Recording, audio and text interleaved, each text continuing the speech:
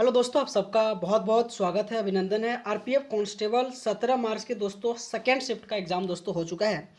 तो साथीगण, आज के दूसरे शिफ्ट में किस प्रकार से दोस्तों आपके एग्ज़ाम आरपीएफ कांस्टेबल में क्वेश्चन पूछा गया था, आइए दोस्तों इस क्लास के माध्यम से चर्चा करते हैं। और दोस्तों मैं उम्मीद करता हूँ आप सबको ये क्लास बहुत अच्छा लगेगा। और दोस्तों अगर आपको अच्छा लगे तो दोस्तों आप सबसे रिक्वेस्ट है, वीडियो को जरूर लाइक करना है ना। तो दोस्तों टाइम को वेस्ट ना करते हुए पहला क्वेश्चन है कि वर्ष 1526 में बाबर ने दिल्ली के सुल्तान इब्राहिम लोदी को हराकर और दिल्ली और आगरा पर कब्जा जो कि कर लिया था। बेसिकली इस क्वेश्चन का अगर मैं आंसर की बात करूं तो पानीपत आ जाएगा कि पानीपत के युद्ध में दोस्तों जो बाबर ने इब्राहिम लोदी को हराकर जो कि दिल्ली और आगरा को दोस्तों कब्जा कर लिया गया था, जो बेसिकली आज के दूसरे शिफ्ट में दोस्तों आपके मुगल काल से दोस्तों क्वेश्चन पूछा गया था। अगर मैं बात करूं दोस्तों कि 1526 में बाबर ने पानीपत में दिल्ली के सुल्तान को हराया और दिल्ली और आगरा पर कब्जा किया गया था। पानीपत का पहला युद्ध बेसिकली 1526 में हुआ था।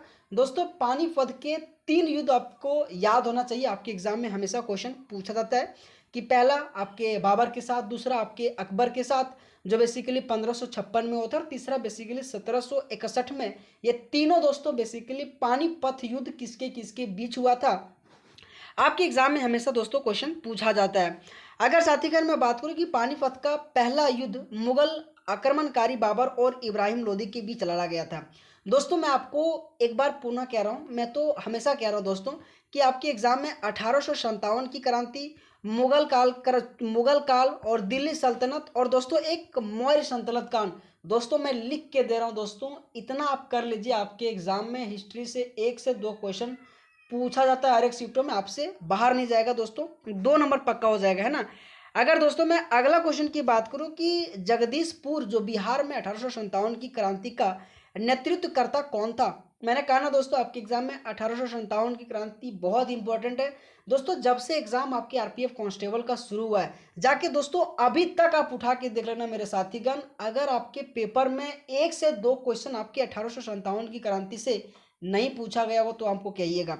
हर एक शिफ्ट में दोस्तों क्वेश्चन पूछ रहा है। बेसिकली अगर मैं जगदीशपुर से बात करूं तो बेसिकली कुंवर सिंह जिन्होंने 1857 की क्रांति में नेतृत्व किया था, जो बेसिकली आपको ध्यान रखना है। अगर दोस्तों मैं बात करूं कि वीर कुंवर सिंह जगदीशपुर जो भोजपुर जिला बिहार के परमारा राजपूतों के उज्जैनियों कबीलों के थे।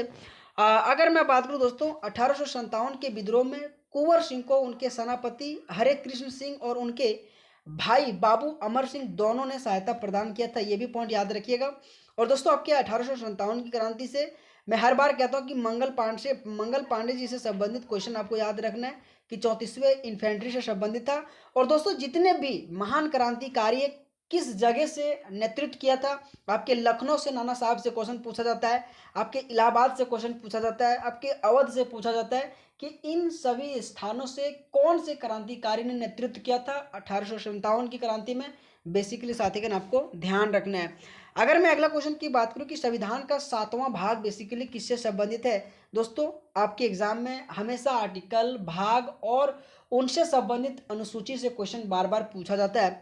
अगर मैं बात करूं भारतीय संविधान के 7वें भाग को पहले अनुसूची के भाग बी के राज्य के रूप में माना जाता था, और इसमें केवल एक अनुच्छेद जो आर्टिकल 238 है, हालांकि इसे संविधान 7वां संशोधन अधिनियम 1956 द्वारा निरस्त कर दिया गया था। यह संविधान का एकमात्र भाग है जिसे पूर्णतः निरस्त कर दिया गया था, अतः भाग 7 राज्यों के वर्गीकरण के पैर बी के तहत इसे दिया गया था, जो बेसिकली आपको ध्यान रखना दोस्तों, आज के सेकेंड शिफ्टों में एक क्वेश्चन पूछा गया था।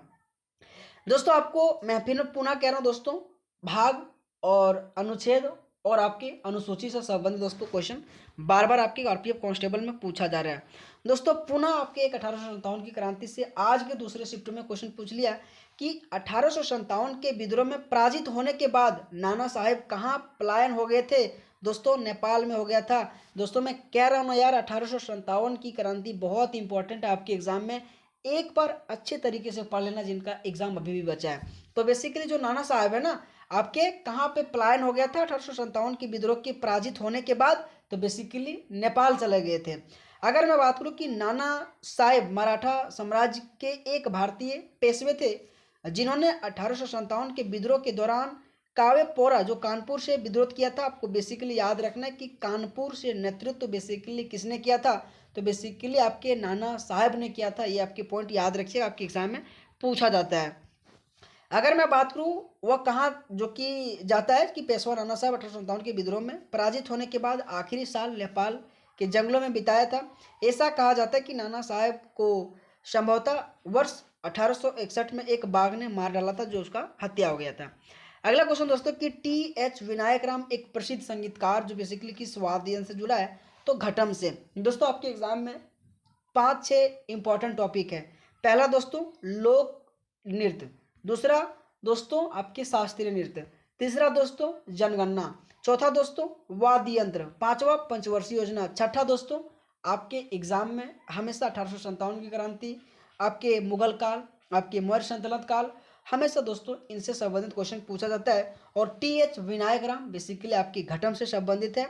अगर मैं बात करूं कि T.H. विनायक राम प्रसिद्ध घटम वादक है और भारतीय तलवारवाद तालवाद और कर्नाटक संगीत में घटम बजाते हैं, उन्हें घटम के मास्टर के भी नाम से जाना जाता है, जो बेसिकली दोस्तों आपको याद रखना है। अगला क्वेश्चन दोस्तों कि रोलिंग प्लान किन 2 पंचवर्षीय योजना के बीच लागू किया गया था। मैंने कहा ना दोस्तों, हमेशा आपके एग्जाम में 5 ईयर प्लान बहुत इंपॉर्टेंट रोल अदा करता है। अगर मैं बात करूं कि रोलिंग प्लान बेसिकली किन 2 पंचवर्षीय योजना के बीच लागू हुआ था, तो इस क्वेश्चन का आंसर आ जाएगा 5वीं और 6ठी। दोस्तों मैं हर एक बार आपके पंचवर्षीय योजना जब क्वेश्चन आता है ना, तो मैं उनका कार्यकाल बार बार रिवीजन करवा देता हूं। दोस्तों आपको कमेंट बॉक्स में आंसर करना दोस्तों कि 5वीं पंचवर्षीय योजना कब हुआ था, उनका कितना टाइम पीरियड है, और 6ठी पंचवर्षीय योजना का टाइम पीरियड कितना से कितना आपको याद करना है, और दोस्तों कमेंट बॉक्स में करना है। अगर मैं 5वीं पंचवर्षीय योजना की बात करूं दोस्तों, उसमें आत्मनिर्भर और गरीबी हटाओ नारा दिया गया था, जिसके कारण से आपके एग्जाम में 5वां, तीसरा, 12वां से बार बार दोस्तों पंचवर्षीय योजना से क्वेश्चन पूछा जाता है। तो बेसिकली गरीबी हटाओ आत्मनिर्भर योजना बेसिकली 5वीं पंचवर्षीय योजना का नारा था, जो बेसिकली आपको ध्यान रखना है। अगर मैं बात करूं कि भारत में रोलिंग योजना बेसिकली 1978 में शुरू की गई था, ये भी पॉइंट याद रखिएगा।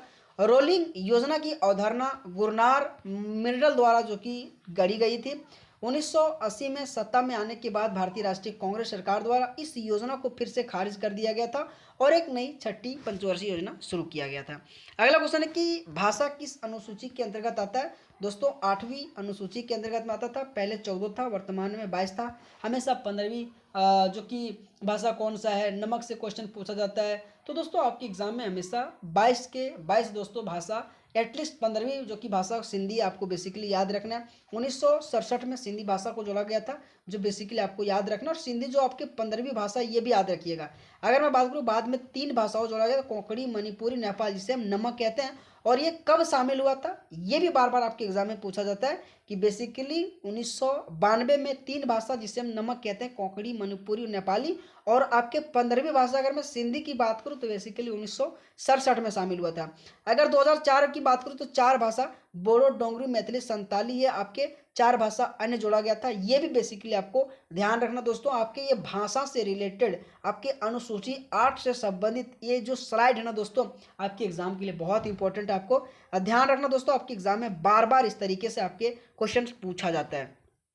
अगला क्वेश्चन दोस्तों कि 2011 जनगणना के अनुसार भारत में शहरी जनसंख्या का प्रतिशत कितना है। दोस्तों आपके एग्जाम में हमेशा शहरी और आपके ग्रामीण से क्वेश्चन बार बार पूछा जाता है। तो शहरी दोस्तों आपके 37.16%, और वहीं दोस्तों आपके ग्रामीण जो आपके 100% में इसको घटा के जितना भी बचे आपके ग्रामीण परसेंट आ जाएगा। ये दोनों पॉइंट आपके शहरी और ग्रामीण से क्वेश्चन पूछा जाता है। 2011 जनगणना के अनुसार देश के कुल जनसंख्या का 377 मिलियन से अधिक जो कुल जो कि 31.16% आपके शहरी था।